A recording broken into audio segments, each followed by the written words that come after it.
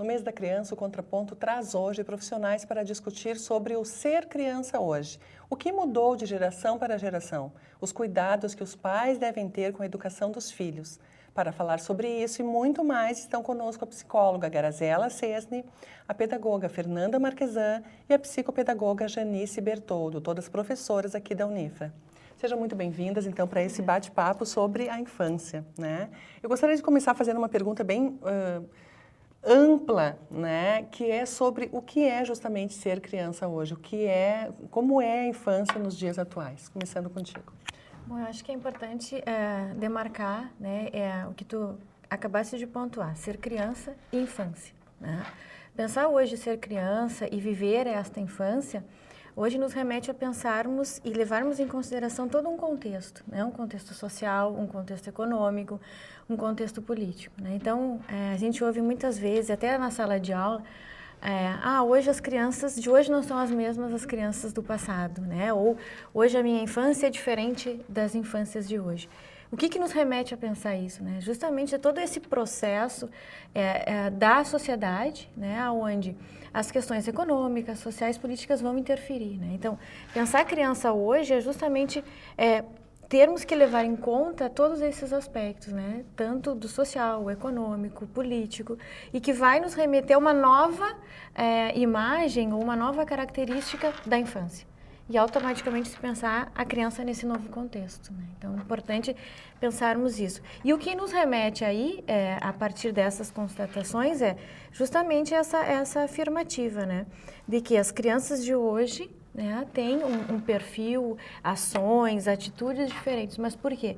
Porque a sociedade que está aí exige um novo papel, elas vivem infâncias diferentes dependendo da classe social onde elas estão, do contexto econômico onde elas vivem. Então, na verdade, dizer hoje o que é ser criança de uma única forma nos remete a termos apenas um olhar, né? Quando hoje pensar o que é ser criança e viver esta infância nos remete a ter esses diferentes olhares. Uma visão plural. Uma visão plural, né? Ao mesmo tempo que a gente vai pensar, e alguns autores vão colocar aquilo que é singular da infância, ao mesmo tempo a gente tem que pensar a infância nessa pluralidade. E automaticamente pensa nessa pluralidade de crianças que vivem essas diferentes infâncias, né? Na concepção de vocês? Eu acho que eu concordo com a Fernanda, inclusive no sentido de que a gente vem de uma produção de subjetividade diferenciada, né? Que é isso que tu está dizendo, né? Quer dizer, a gente vem de um contexto onde a informação é muito mais rápida, né? O que é diferente de conhecimento, né?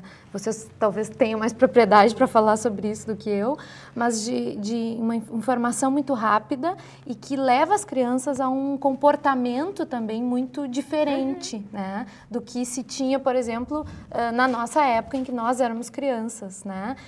E aí também a gente tem uma exigência dos pais que também precisam se colocar de uma outra forma, né? De um outro modo na sociedade, né? Que trabalham muito, têm várias atividades e que acabam colocando as crianças também nesse lugar, né? E aí eu me lembrei de uma situação de consultório de um tempo atrás, de uma criança que veio com um diagnóstico de hiperatividade da escola, né?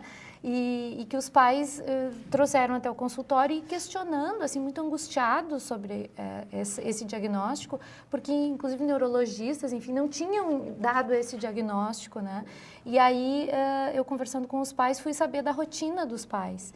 E, na verdade, a criança reproduzia aquilo que era da rotina dos pais, né? Não se fixava em nenhuma tarefa, tinha muitas tarefas ao longo do dia. Era uma rotina hiperativa na família, Exato. não era o problema na criança. E aí eu acho que a gente tem que pensar na capacidade dessa criança simbolizar, dela brincar, né? De ela fazer, talvez a infância se caracterize por essa possibilidade de construir um faz de conta, né? De um universo de fantasia que garanta que ela se sustente na realidade posteriormente, né? Bom, além do que vocês já colocaram, eu penso que em termos de Brasil também, as diferentes culturas. E por termos diferentes culturas, teremos diferentes infâncias, né? E tu falaste do faz de conta, também penso que brincamos de forma diferente hoje. Pelo contexto que se tem, pela geração, por toda essa questão social, no sentido do que a mídia traz, o que os pais têm acesso, deixam de ter, tudo isso vai influenciar em ela ser uma criança diferente da nossa época, então, que já foi colocado também, né? Então, nesse sentido, assim, do que ela está brincando hoje? Ela brinca? Quanto tempo ela brinca? Então, talvez, acho que nesse sentido, de que ela brinca? Como ela brinca? Então, ela se permite hoje brincar de que forma? Acho que muito por aí também, né? Com quem ela brinca também? Brinca com seus pares? Brinca com os adultos professores? Ou seus cuidadores? E aí nós entramos numa discussão de educar e cuidar, né? Tanto da família quanto da escola. Então, também é um desafio para esse professor, que criança é essa, porque não podemos mais ensinar como no século XIX. E como é que a gente fica, assim, para os pais que estão nos assistindo, né? Que a educação é um campo minado de dúvidas para os pais que estão educando essas crianças, né? E tentando acertar. Quer dizer, como saber se o meu filho está brincando o suficiente? Se as brincadeiras são as brincadeiras que instigam a imaginação, a questão do simbolismo, como vocês falaram, né? Nos falem um pouquinho mais sobre isso, sobre o ser uma criança saudável, sobre as necessidades psicológicas, enfim, de uma criança. Eu sempre parto do princípio de que, para que a gente saiba o quão é saudável ou não uma criança, a gente tem que observar o quanto ela pode fazer de conta, né? E pelo menos na clínica é assim que a gente avalia a criança também, né?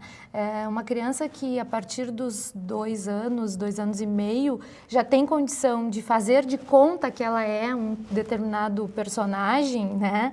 Ela é muito saudável, né? Isso já é garantia de saúde, né? Assim como, por exemplo, o mundo dos contos de fadas pode rechear essa criança nesse sentido, né? De dar a ela condições de lidar com as adversidades que posteriormente vão surgir na vida adulta, na adolescência, no sentido de que ela teve uma bagagem, né, por trás que garanta isso. E aí eu acho que não tem um número de horas, não existe um parâmetro exato, eu acho que vai da individualidade e da subjetividade, da condição daquela família de permitir que essa criança faça isso. E eu acho que o problema não é o brinquedo em si, né? Não é o videogame, mas é o que se faz com o videogame, a interação que se tem com o videogame. Né? Se o pai vai lá, senta junto, sabe o que está acontecendo, né? Porque aí depois na adolescência gera uma série de transtornos de comportamento, né, para a família, porque não se conhecia a criança, então não tem como se conhecer o adolescente. Né? Então acho que não existe um padrão, mas existe a possibilidade e a necessidade de dialogar, de conversar, de se aproximar e de construir junto um brincar. Né? E aí, te ouvindo um pouco, Graziela, nos remete assim, a pensar um pouco o contexto da escola, né? Principalmente a escola de educação infantil. Então, se tu está dizendo que quanto mais ela vivenciar esse faz de conta, né, entra nós, enquanto professores de educação infantil, em proporcionar esses momentos, né? E aquilo que eu dizia anteriormente, o que é singular da criança e da infância? É justamente isso, a imaginação. Eu faço de conta. Nesse momento eu sou um pirata, dali a pouco eu já quero brincar de outra coisa. E eu acabo, bem como tu disseste, resolvendo nesse faz de conta, muitas vezes, os conflitos nos quais eu vivo, né? Porque, de repente, eu sou a minha professora, e eu tenho todas as minhas bonecas, e ali eu estou dando a minha aula, e se os meus alunos há um conflito, eu tenho que resolver, porque eu sou a professora neste momento, e eu já me reporto muitas vezes das cenas que eu vivo lá na escola. Então, acho que é justamente isso. Nos parece que enquanto escola, né, nós proporcionarmos estes momentos de faz de conta, de imaginação, e aí o que me parece, quando tu traz a pergunta dos pais, é que nós possamos pensar um trabalho integrado, né, entre a escola e a família.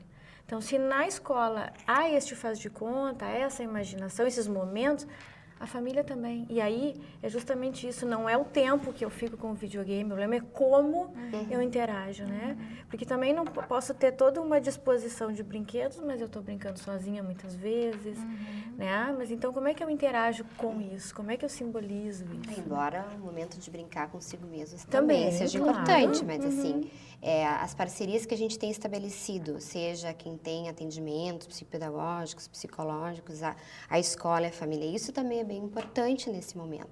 Acho que lá também são espaços de sanar ou minimizar as suas dúvidas, né? E aí, quando vocês falam da questão da imaginação, da fantasia, o que a gente tem percebido? Que lá no consultório, muitas vezes, é o único espaço que ela tem de brincar. Então, ela interage muito bem, cria um vínculo bem importante com o terapeuta, porque lá ela consegue brincar. E na escola, se está brincando, não se está... aí tu pode falar mais, né, a questão das crianças estressadas, porque nós temos os adultos estressados, e eu não tenho esse tempo de brincar, como às vezes a gente ouve, assim, dos pais, isso é bastante sério. Não me peça para brincar com meu filho, que eu não o farei. Só que isso é extremamente importante para uma série de projeções futuras, seja nos anos iniciais, seja posteriormente, né, porque ali ela vai estar justamente exercendo papéis. É uma representação, são as representações simbólicas, ela exerce. A gente tem N autores, né? Vygotsky, Winnicott, falando sobre isso, né?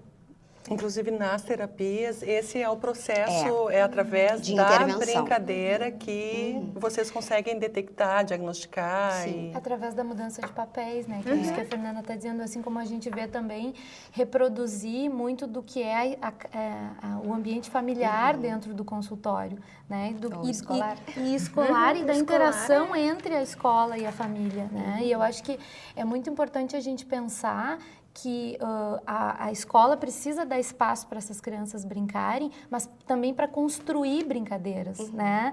Não aquele brincar dirigido e com tempo, né? Assim, bom, agora é tempo de... Agora é pra sim. Agora é para sim, aí 10 minutos fechou, vamos embora, né? Porque eu acho que isso constrói também a prática pedagógica do professor, né? Claro, a rotina na escola, ela é previsível, importante, mas o que eu vejo, o que a gente percebe, né? Que às vezes essa espontaneidade que falta.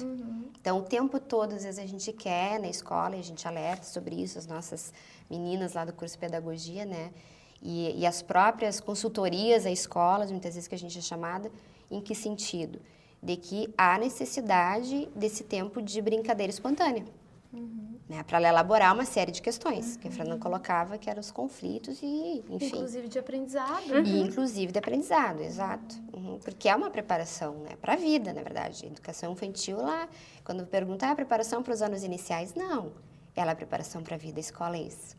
Ela foi feita para a gente pensar, desenvolver raciocínio. Né? E aí eu acho que tem um aspecto bem importante que é a resposta que os pais também esperam das escolas, né? Porque por vezes os pais esperam que as escolas eduquem os seus filhos, delegam à escola esse papel e que saiam de lá sujeitos com um número X de capacidades preenchidas, né?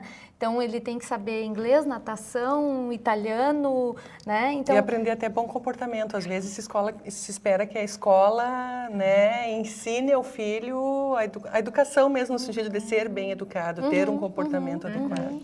E eu acho que nesse sentido, por isso que é importante, assim, quando eu procuro uma escola, né, para o meu filho pela primeira vez, a gente sempre orienta também nesse sentido, às vezes marca um consultório lá, né, com psicopedagogo, no sentido de onde eu levo, quais as melhores escolas. A gente tem um checklist, assim, que a gente dá para os pais para poderem fazer esse tour, né? Estou colocando meu filho pela primeira vez na escola.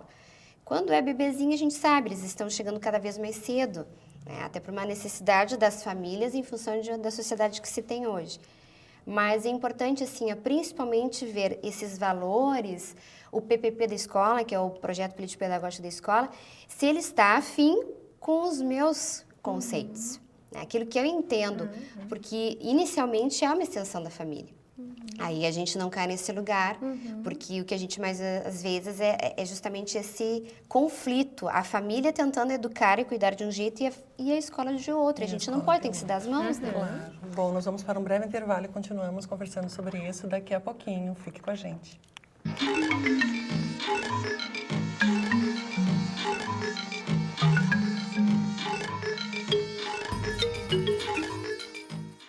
Sonho.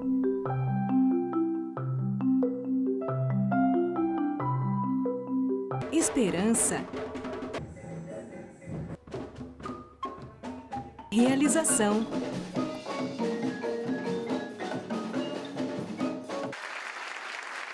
Cuíca, promovendo inclusão social através da música, transformando sonhos em realidade. Oi, você já me conhece, eu sou a Clara. Já imaginou chegar na faculdade morrendo de sede e não ter água para beber? Ou chegar em casa louco por um banho e não poder tomar? Aposto que não seria legal. Água, para não acabar, devemos poupar.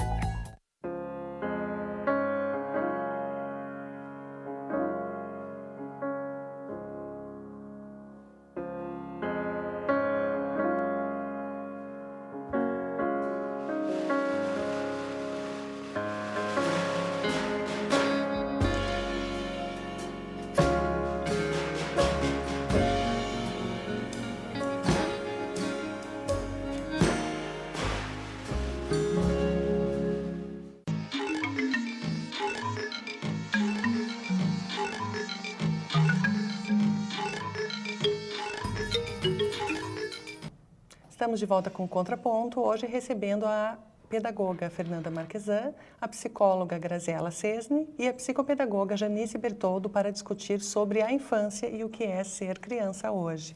Bom, nós conversávamos no último bloco sobre a questão da exigência que os pais têm, às vezes, das escolas, né? Que às vezes, eu noto isso como mãe apenas, né? De às vezes fazendo algumas exigências como se a escola tivesse que educar o seu filho não só no sentido pedagógico, mas no sentido da educação do comportamento, né? Coisas que eu, por vezes, penso que seriam os pais que deviam fazer, né? E os pais também vêm, atualmente, com uma carga de estresse muito grande. E tudo isso afeta o que é ser criança hoje, né? Sim. Então, na verdade, assim, como conseguir separar e como mostrar para os pais o que é a função dos pais e o que é a função da escola? E como controlar essa questão do estresse também, que às vezes isso é fruto do estresse dos pais. Os pais estão sem tempo, estão correndo, estão querendo o melhor para os seus filhos, mas não estão dando conta. E ficam esperando que a escola dê conta, né? E aí eu acho que tem uma questão bem importante e eu acho que muito séria, que é a mercantilização da educação e, consequentemente, da infância, né? Que é o que se espera de uma criança, né? O que se espera daquele pequeno sujeito ali, né? Eu acho que pais e professores trabalham na formação de sujeitos, né? De pessoas que vão ser, daqui a pouco, adultos, né? Adolescentes e adultos. Então, isso é muito importante, assim, é pensar o que se espera desta criança. Às vezes os pais, isso a gente vê muito no consultório, né? Os pais fazendo da criança o seu lugar de depósito das suas não realizações, né? E é óbvio que isso, existem autores bem clássicos que sustentam isso, que isso é natural, né? É natural que os pais esperem que os filhos consigam coisas que a gente não conseguiu, né? Que sejam melhores. E que bom, né? Que os filhos sejam melhores que os pais. Acho que é sinal de saúde na família, né? Mas a gente vê isso muito no consultório, que às vezes os pais se angustiam na expectativa de que o filho consiga dar conta daquilo que ele espera de um sujeito, né? E acabam solicitando isso também da escola. E a escola, às vezes, acaba cedendo a isso, né? Tentando produzir ali aquilo que os pais esperam, né? Então fica aquele jogo de delegações de responsabilidades sobre aquela criança e a criança fica perdida no meio dessas autoridades que não sabem falar uma língua só, né? Então acho que é muito importante o que a Janice fala sobre a conversa entre a escola e a família e saber delegar as hierarquias, né, de responsabilidades e de funções. Quer dizer, quando a criança está dentro da sala de aula, a autoridade é do professor, né? Mas para ela saber que o professor é a autoridade, ela precisa saber que em casa a autoridade são os pais. E aí eu não estou falando de autoritarismo, eu estou falando de autoridade, de hierarquia, né? Se eu sou adulto, eu que sei, né, o que é melhor para ti. E eu acho que isso na nossa sociedade está se perdendo um pouco, né? Então, talvez se produzir reflexões em momentos como esse, para se pensar isso, é muito importante. E aí também a ajuda de profissionais da psicopedagogia, da psicologia, da pedagogia, né? Claro. Que possam dar conta de auxiliar. E essa tua fala me remete à questão do limite também, né? Que hoje parece que há uma certa dúvida dos pais sobre qual é o limite que deve ser dado. E, às vezes, a falta de limite é dada como uma prova de amor. Eu gosto tanto de ti porque eu vou te possibilitar tudo, tu não tem dizer limite, tu não. pode fazer o que tu quiser, né? E a Então, importância de dizer esse não, né? Na hora certa. Daí vocês podem perguntar, mas que hora certa é essa? A gente não tem que ter medo de dizer não. Eu sempre digo, eu agradeço aos nãos que eu levei dos meus pais, né? Porque não é garantia de sucesso futuro a gente ser permissivo em todas as situações. E voltando um pouquinho do que tu falaste, o que eu percebo às vezes em consultório psicopedagógico, algo muito sério, é a terceirização. Né? Eu não consigo dar conta de tarefas, estudar com meu filho, que seria uma função da família, estudar com seu filho, não fazer a tarefa, mas auxiliar, porque a tarefa é uma forma, e a Fernanda pode falar melhor também disso, a tarefa é uma forma que o professor tem de conseguir averiguar o que a criança está aprendendo ou não está aprendendo. Então, fazer o tema por fazer, porque tem que mandar pronto para o professor, isso é algo muito questionável. A professora não vai conseguir olhar o que a criança consegue ou não consegue. Então, às vezes, eles terceirizam, assim, né? E o nosso trabalho eu deixo bem claro, assim, não sou uma pessoa que trabalho com reforço escolar. Eu trabalho com a questão do aprender. Né? Então, aparece lá, assim, as mais frequentes, digamos assim, né? Dificuldades, as queixas. Ele não está copiando, né? da escola, por exemplo. Na área do cálculo, tem dificuldades com o cálculo, ele ainda não está lendo, já deveria ter lido, né? Então, ele não está produzindo ainda uma produção textual, por exemplo. Então, só que não é essa a intenção do trabalho psicopedagógico. A intenção, claro que se tem a dificuldade, vem muitas vezes diagnóstico, né? Ou do neuro, ou do psicólogo, psiquiátrico, ou a próprio parecer da escola, a gente vai avaliar e, a partir disso, dizer se isso é da nossa competência ou não. Mas essa terceirização é algo que preocupa bastante, assim. Então, vem as funções também, não só dos terapeutas que atendem, quando se tem o atendimento, mas da escola e da família. Acho que são todas essas funções que têm que serem revistas. E ouvindo, assim, um pouco a Graziela, quando fala da mercantilização e dessa transferência, digamos assim, dos pais, né, em quererem que as crianças acabem sendo, né, transferindo essas responsabilidades, e tu trazendo a ideia da terceirização, eu trago um pouco da escola, né, o que a gente percebe na escola? Justamente os professores que têm, e aí eu acho que eu concordo contigo quando nós, enquanto professores de escola, assumimos isso e nos permitimos assumir, muitas vezes, um papel que a escola vem para complementar. A escola não vem para suprir essa necessidade, né? Então, o que acontece? Os professores estão sobrecarregados também, né? Porque eles têm que dar conta daquilo que é específico da questão pedagógica, né? Da aprendizagem, mas, ao mesmo tempo, como tu bem colocaste também, a questão, muitas vezes, dos valores, dos princípios que começariam lá na família, né? E quando a Janice diz qual é a escola que viria ao encontro dos meus princípios, dos meus valores, os pais, muitas vezes, abrem mão disso, e o professor lá dentro da sala de aula, com 20, 25 crianças, tem que dar conta disso tudo. Mas, ao mesmo tempo, e vem uma crítica à escola, que a escola também se permite isso. Então, nós também temos que definir e delegar, né, as funções do que é da família, o que é da escola, o que os profissionais, né, das diferentes áreas podem estar contribuindo nesse pensar essa criança de hoje, essa infância de hoje. E qual é a função, claro, de cada um, né? Justamente. E quais são os principais problemas que chegam até vocês, tanto no consultório de psicopedagogia, o consultório de psicologia e a sala de aula? As crianças hoje, elas estão com que problemas? Né, quais são os mais comuns?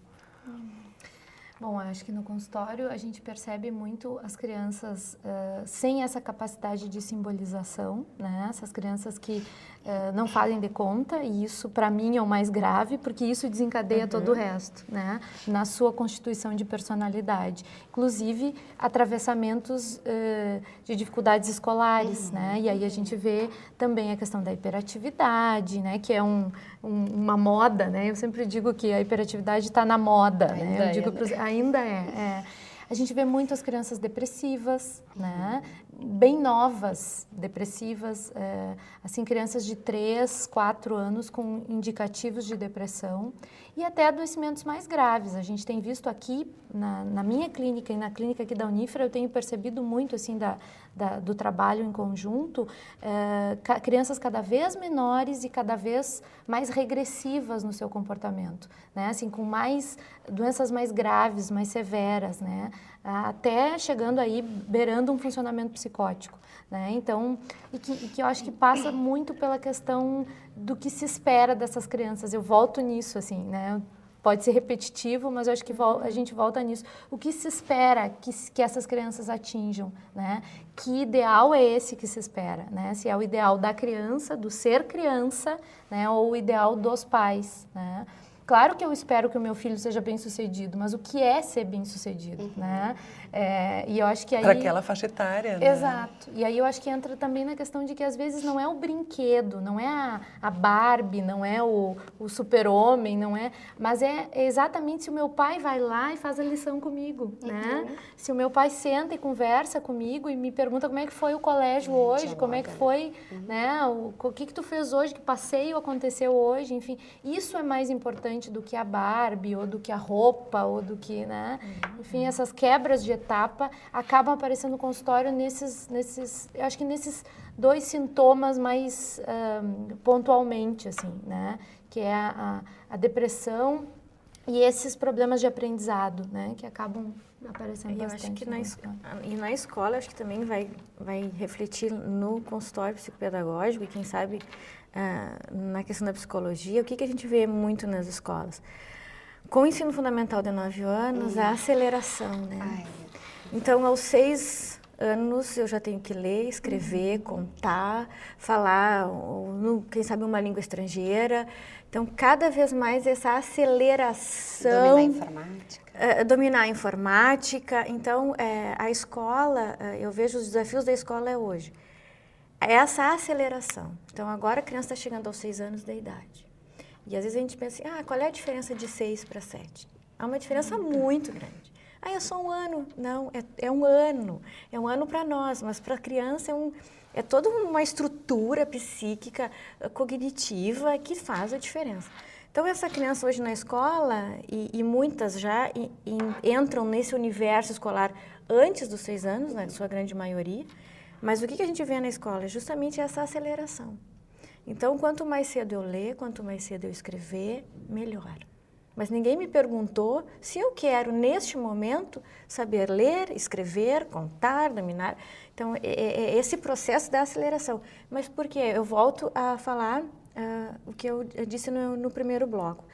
É uma questão também social, né? Então, a sociedade hoje é competitiva. E é acelerada, né? De maneira acelerada. geral. Então, aí volta as questões dos pais. O que os pais querem? Né? O que a gente vê muito na escola e cobra do professor? Porque o meu filho tem que ler, porque o filho da minha amiga já está lendo, porque o primo mais velho também. E aí você começa a cobrar dessa criança. E aí ela diz assim, mas alguém me perguntou se eu quero? E aí chega lá... E aí tu responde a demanda do outro e não a da criança. Justamente. Eu acho que é tentar permitir que a criança faça um pouco mais de escolhas nesse sentido, né? As necessidades, me parece, que estão mais voltadas para dos pais do que das crianças. Então, perguntar qual é o teu interesse e qual é a tua necessidade. Com relação ao consultório, eu já tinha comentado mais ou menos antes quais são as queixas mais frequentes. E uma outra que eu não falei é a da tarefa. Ele tem dificuldade de fazer a tarefa. Aí vem a questão da escola. Dependendo do nível que ele se encontra, quantas vezes se dá a lição de casa? 1 vez por semana? 3 vezes por semana? Todos os dias? Se é questão de 9 anos, primeiro ano lúdico, então a gente tem que parar para pensar no quê? Se é para ser lúdico, não existe a obrigatoriedade legal de que a criança tem que saber terminar o primeiro ano, lendo, escrevendo e calculando. Isso é para o 2º ano. E me parece que as escolas não estão sabendo vender o peixe nesse sentido para as famílias, né? É assim. E aí vem toda a questão lá do consultório, né? Além de não fazer a tarefa, ele tem dificuldade de copiar. A dificuldade às vezes não está nela, está nesse nível de exigência. Não é a criança que está com problema, a criança está com o desenvolvimento normal. Tem toda uma discussão psicomotora, por exemplo, de que a criança ela começará a ter destreza manual com 7 anos. E olha a quantidade de coisa que se dá no primeiro ano para copiar. Então, tem que parar e olhar para esses referenciais também. E esclarecer isso numa reunião pedagógica. A reunião pedagógica, aliás, eu penso que não pode ser só de início de ano, para esclarecer os objetivos, as metas daquela série. Mas esses chamamentos da família têm que ser mais frequentes, e não só na entrega lá da avaliação do boletim. E aí tu pontuou uma coisa muito importante, Janice, que a gente pensar que quando nós estamos falando de infância, nós estamos falando 0 aos 10 anos. Assim. Então, é permitir que eu viva esta infância, né? Como é que eu vivo esta infância? É pelas características da ludicidade.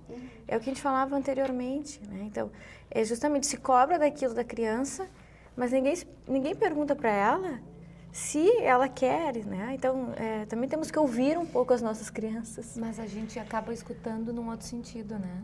Que é qual é a roupa que tu quer, qual é a festa que tu quer ir, e aí Qual não é o se dá os brinquedo? nãos. Ah, sim. Qual é o brinquedo, e aí não se dá os nãos, né? Quer dizer, eu acho que a gente dá espaço para as crianças num sentido equivocado, né? A gente dá espaço E não pra... se dá um não também no sentido equivocado. Exatamente, a gente não escuta o desejo daquela criança, né? Aí falando bem psicanaliticamente, o desejo daquela criança. Claro que eu não vou simplesmente escutar o desejo e né? Sim. Vamos fazer o que a criança quer. Eu sou Tem que pai. ponderar, Quer né, dizer, eu tenho que ter sobre. autoridade para saber o que é melhor ou não, né? O bom senso, os meus valores, enfim, né? Mas, e dizer o não também baseado nisso, né? E a gente acaba, enquanto pai, enquanto mãe, enquanto professor, enquanto, enfim, quem interage com criança, acaba cedendo num modo, né? E sendo rígido em outro. E eu acho que talvez a gente possa equilibrar mais os pratos da balança pensando nisso, né? Assim, de que a gente precisa dizer não para essas questões que não fazem necessariamente parte, né, do que é a infância, né? E sim para as questões mais próprias da infância relacionadas ao seu crescimento psíquico e cognitivo, enfim. Né? Bom, a gente vai fazer um intervalo, mas já nós voltamos. Fique com a gente.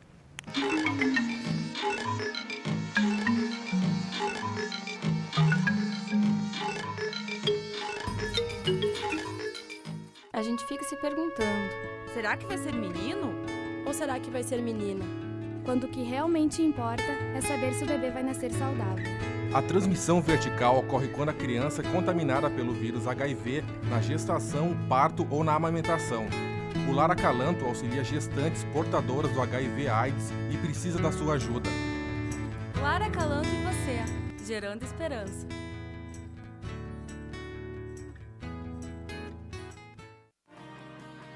Você conhece a pastoral universitária aqui da Unifra? Não? Aliás, você sabe o que a pastoral universitária faz? Tudo bem. Então se liga aí.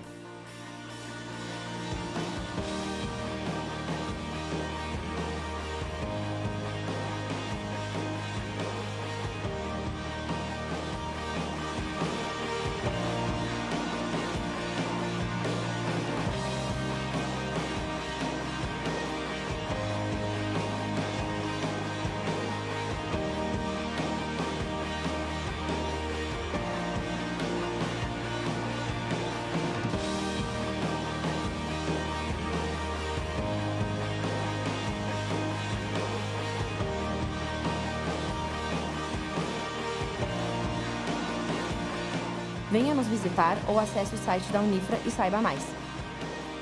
Pastoral Universitária, sua formação espiritual e acadêmica.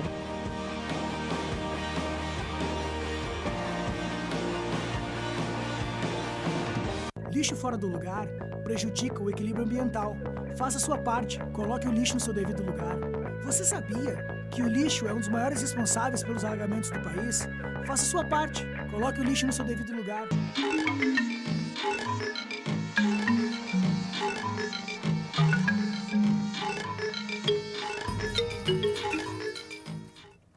Estamos de volta com Contraponto, hoje conversando sobre a infância. Conosco a psicóloga Graziela Cesne, a psicopedagoga Janice Bertoldo e a pedagoga Fernanda Marquesan. Bom, nós estávamos falando no bloco anterior sobre essa questão dos limites e a função da escola, e a função dos pais, né? Qual é a importância, para a gente deixar bem claro, de uma criança ter limites, de uma criança ouvir não na sua infância? Vamos, cada uma fala um pouquinho. Olha, enquanto psicóloga que trabalha com psicanálise, a gente trabalha justamente no lugar do que falta ao sujeito, né? A gente entende que o sujeito se constitui na falta, né? E o sujeito se constitui, então, no não, né? O não é que nos faz produzir, é que nos faz crescer, são as adversidades que nós enfrentamos que nos fazem aprender, né, algo, né, sobre a vida como um todo.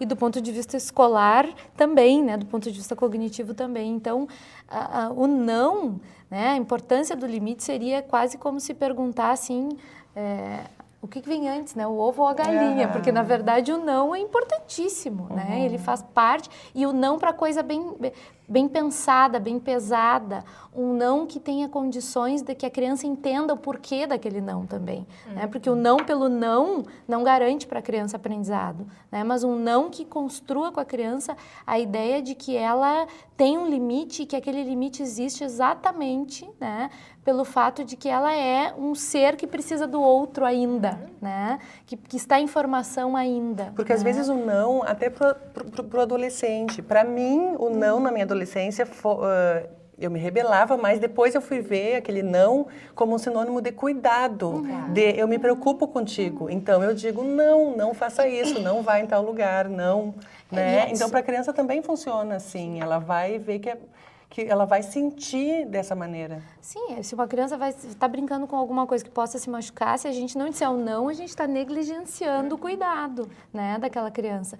Da mesma forma para as atitudes, né, na vida, né, em outras situações.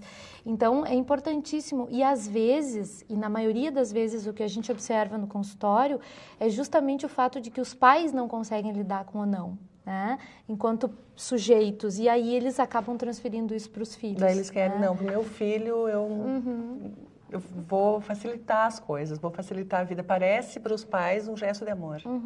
E que às vezes os pais também não aceitam que a escola diga não para os filhos, né? Porque o filho sempre tem razão, né? Como se o filho fosse um ser único e perfeito, né? E claro, para o pai e para a mãe sempre o seu filho é o mais maravilhoso, né? Mas existem situações nas relações humanas que a gente precisa avaliar, ter bom senso, enfim, e dizer aí quando o filho está agindo de forma adequada ou não, né? Isso é imprescindível do ponto de vista do desenvolvimento psicológico, né? Eu acho que repercute na escola, sim, da dificuldade dos professores, né, para com seus alunos. Então, de formar esses vínculos positivos e aonde se dá a questão da aprendizagem, é quando se tem, sim, vínculos positivos, porque daí, como tem, né, essa falta de não na família, bom, se lá eu posso, aqui eu posso também. Então, ele vai avançando, ele vai testando. E a gente vê assim, poxa, há necessidade de que eu me frustre. Diferentes níveis de frustração são importantes na escola, ele vai se frustrar muito. É a nota que eu não alcancei, é a média. É o próprio coleguinha competindo e tendo alguma coisa a mais ou indo melhor. Então, começa pelo material escolar, dependendo da realidade onde o sujeito se encontra. E aí tu traz uma coisa bem importante, porque na verdade esse não começa na família, né, vem para a escola e aí nós temos um coletivo. Sim. Que na escola, na família às vezes é o pai, a mãe, enfim, aquela constituição familiar, mas e na escola? Né? Eu, a professora e mais os meus colegas. Então, na verdade, eu também tenho que saber lidar com esse não na coletividade, né? E o quanto eu aprendo com o outro. Mas muitas vezes eu vou aprender nesse coletivo, por quê? Porque muitas vezes eu ouvi um não, né? E eu tenho que reestruturar todas as minhas ações a partir desse não, né? Então, proporcionar esses momentos de reestruturação a partir de um não. Né? Até do limite físico, né? Quer dizer, eu sei que eu aprendo a caminhar porque alguém não me deu colo, né? Eu só sei que eu posso caminhar porque alguém deixa de me dar colo, né? E que é a minha mãe, que é o meu pai, que é quem me cuida, né? Quer dizer, é da falta, né? É do não, né? Não, hoje é manha, tu tá chorando porque é manha. Então, hoje eu não vou te dar o que tu quer, né? Desde muito novinho, a criança passa por isso. É necessário que a criança passe por este não, né? E isso vai me preparando, então, para mim estar em sociedade. Quer dizer, se eu beliscar o meu colega, eu sei que eu vou ter uma consequência disso, né? Desde que eu saiba, tenha internalizado anteriormente um não. E não é um não, eu volto a dizer, não é um não pelo não, é um não afetivo. Claro, né? É um não que garanta a ele que ele saiba o quanto ele é amado, o quanto ele é cuidado, né? É que às vezes há um não que não há muita explicação, no sentido assim, não porque eu sou tua mãe ou eu sou teu pai e eu vou te dizer que agora não, né? E há um não, e também há, dependendo do desenvolvimento da criança, da idade da criança, ele consegue entender o porquê o não, dependendo não, né? Não há como compreender. Como uma criança de 3 anos, muitas vezes, não compreende muitos nãos que a gente dá para ela. Assim como a família às vezes não compreende de que chegou em casa pequenininho, e isso faz parte do desenvolvimento da aprendizagem do sujeito, na defesa, enfim, chegou mordido, chegou, né, assim, com alguma marca física, e como é difícil para a família aceitar isso, né? Então já tem tantas vezes até uma punição, às vezes da própria família para com aquela criança na frente, não é assim, não deve ser dessa forma. Né? Então, a gente também tem que estar atento para isso, né? No sentido de que, bom, tem fases do desenvolvimento que isso vai acontecer e precisa acontecer. Né? Claro, quando existe em excesso, se tem que averiguar, mas do contrário, não. E aí a gente entra na estereotipação, né, dos colegas. Sim. E aí a gente cai em outro assunto bem polêmico, que é a questão, por exemplo, do bullying, né, enfim, e da exclusão escolar. Então, acho que está tudo interligado, né. O nosso tempo, infelizmente, acabaram de me avisar que eu vou ficar com várias questões para conversar com vocês. Fiquei curiosíssima, né, para saber várias coisas, discutir várias coisas. Já vamos marcar outro contraponto. Muitíssimo obrigado, então, pela contribuição de vocês nesse tema, que é infindável, né? O contraponto de hoje fica por aqui. Agradeço a você também que nos acompanhou hoje. Até a semana que vem. Tchau.